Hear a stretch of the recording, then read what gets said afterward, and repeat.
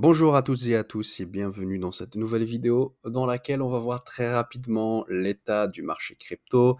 On va voir aussi quelques actualités clés de cette semaine et pour finir, je vais vous montrer comme d'habitude mon portefeuille. Alors, comme vous voyez à l'écran, que ce soit sur une semaine ou sur un mois, on est clairement dans le rouge, à part quelques projets comme Jasmine, sur un mois on fait plus 83%. Rose aussi, ça fait plaisir, plus 37%. PP, donc le fameux meme coin qui a fait beaucoup de buzz. Je vois aussi Brett, je le connais pas, mais à partir de son, on va dire de son image, j'arrive à en déduire que c'est un meme coin. Il fait d'ailleurs plus 293%. N'hésitez pas à me confirmer si c'est un meme coin dans les commentaires, s'il vous plaît. Mais grosso modo, donc comme vous voyez, il y a quand même pas mal d'opportunités. Encore une fois, ce n'est pas un conseil en investissement. Si vous avez des liquidités, je pense, en tout cas, mon cas, si j'avais des liquidités, ça serait le moment idéal pour renforcer, surtout si j'ai des projets sur lesquels j'ai raté le train. Alors, bien sûr, cette baisse, comme on l'a vu lors de la dernière vidéo, c'est dû aux bonnes statistiques sur le chômage, sur l'emploi aux États-Unis.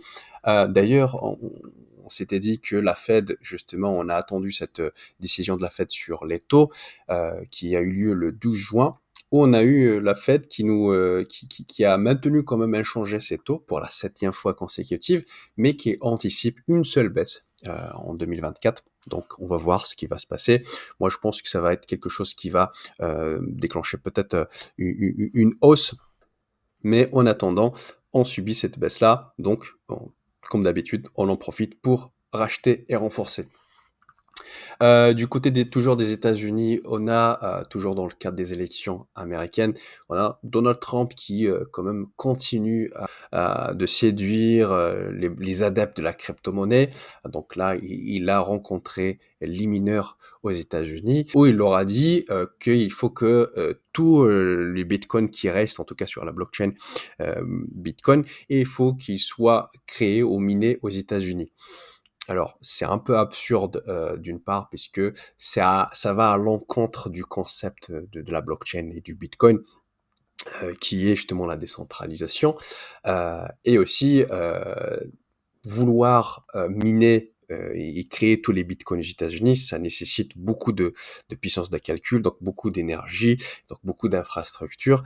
Mais voilà, ça reste quand même à la fois drôle, mais aussi euh, intéressant, puisque on voit à quel point ce sujet devient de plus en plus sérieux et de plus en plus évoqué durant cette campagne. On a aussi de son côté Joe Biden aussi qui pourrait, encore une fois c'est une rumeur, mais qui pourrait accepter les dons aux crypto-monnaies, sachant que récemment, et même s'il a quand même changé sa position par rapport aux crypto-monnaies, néanmoins, il a utilisé son veto quand même pour annuler la décision ou le vote du Sénat qui a refusé l'adoption d'un texte de loi que vous connaissez maintenant, le SAB 121, donc un texte euh, qui porte sur la comptabilité des entreprises qui détiennent de la crypto-monnaie. Bon, si elle accepte maintenant les dons en crypto-monnaie pour sa campagne électorale, ça reste quand même un signal fort. Et encore une fois, ça prouve que le sujet des crypto-monnaies, c'est un sujet très important aux États-Unis. Contrairement en Europe, on a eu du coup, comme vous le savez, le 9 juin dernier, les législatives européennes, où on a vu la montée en puissance, en tout cas depuis quelques années, hein, de l'extrême droite. Notamment en France, où le RN, pour la 3e fois, il gagne ses élections, mais cette fois-ci avec un très bon score, donc presque 32%. Et cette situation, du coup, soulève des interrogations sur la fiscalité des cryptos, puisque il y a quand même des nuances dans les positions de ces partis politiques d'extrême, que ce soit d'extrême droite ou d'extrême gauche, et qui sont généralement anti-crypto.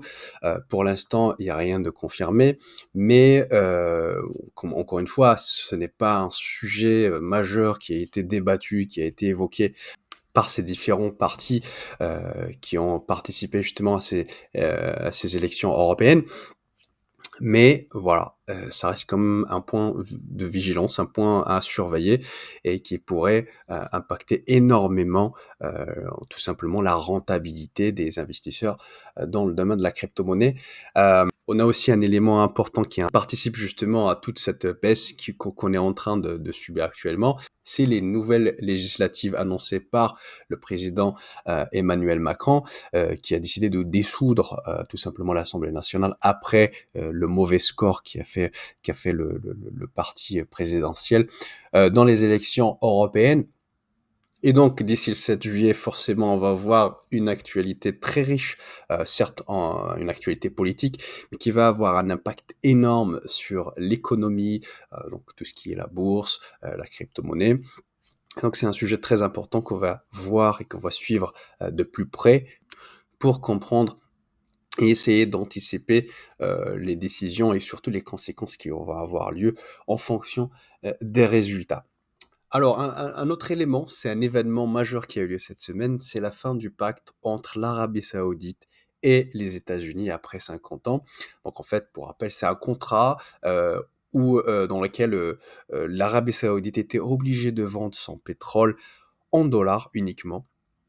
Et donc après la fin de ce pacte, eh bien, l'Arabie Saoudite n'a pas souhaité renouveler ce contrat.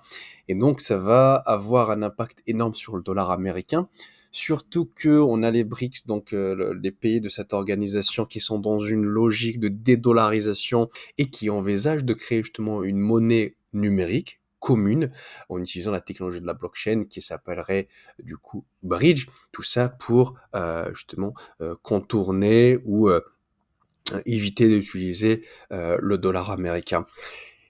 Au-delà du coup de la dédollarisation, ceci va avoir forcément un impact sur l'écosystème de la crypto-monnaie. D'un côté, ça va être une excellente publicité pour cet écosystème, mais aussi ça va accélérer son adoption. Surtout, c'est la monnaie numérique des BRICS sera échangeable facilement avec les crypto-monnaies traditionnelles comme le BTC, comme le TH. Pour l'instant, du coup, en ce qui concerne la fin du contrat entre l'Arabie Saoudite et les États-Unis, on voit pas encore l'effet sur le dollar américain.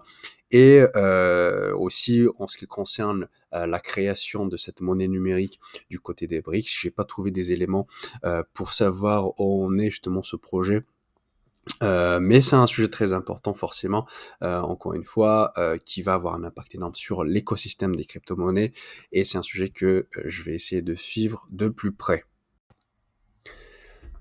Avant de vous montrer mon portefeuille, je voulais terminer d'abord sur cette mauvaise nouvelle, sur MEXC, donc la plateforme d'exchange des crypto-monnaies, qui a été rajoutée à sa liste noire par l'AMF, donc l'autorité des marchés financiers. Donc faites très attention si vous avez des actifs dessus.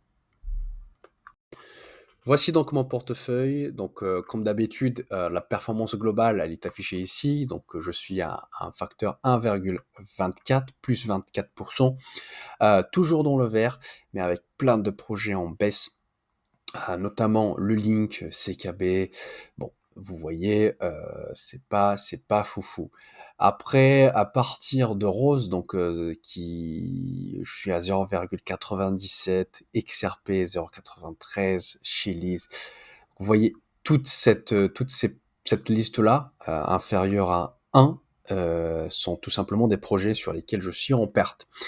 Ce sont des projets intéressants. Malheureusement, ils prennent cher en ce moment. Le problème, c'est qu'actuellement, je n'ai pas assez de liquidités, sans trop rentrer dans les détails, bien sûr. Mais sinon, j'aurais renforcé, j'aurais racheté du Tao. Donc là, elle est à 342 € pour un prix d'achat moyen de 400. Alors, de 439 €. Les moyens aussi, c'est un projet intéressant. WLD aussi qui prend cher, là il est divisé par 2, hein, donc là, moi j'ai un prix moyen d'achat de 6,63 € et actuellement il est à 3,95 €. GTAI ou GT Protocol, 2,42 comme prix d'achat moyen et actuellement il coûte moins d'1 €. Donc ça, c'est les soldes, voilà, 0,99 €. Bon bref, je pense peut-être à essayer de liquider un peu de Solana. Pas question, de vendre la GIX ou FET pour l'instant, mais un peu de Solana ou un peu de BTC pour acheter les projets qui souffrent le plus, mais pour l'instant, j'ai pas encore décidé. Mais je vais vous tenir au courant. C'était tout pour cette vidéo, j'espère qu'elle vous a plu. N'hésitez pas à vous abonner, à me laisser un petit pouce bleu et aussi à me laisser un commentaire. Donc, vos avis en tout cas m'intéressent et m'encouragent énormément, donc n'hésitez pas à m'écrire. Merci encore une fois et je vous dis à bientôt.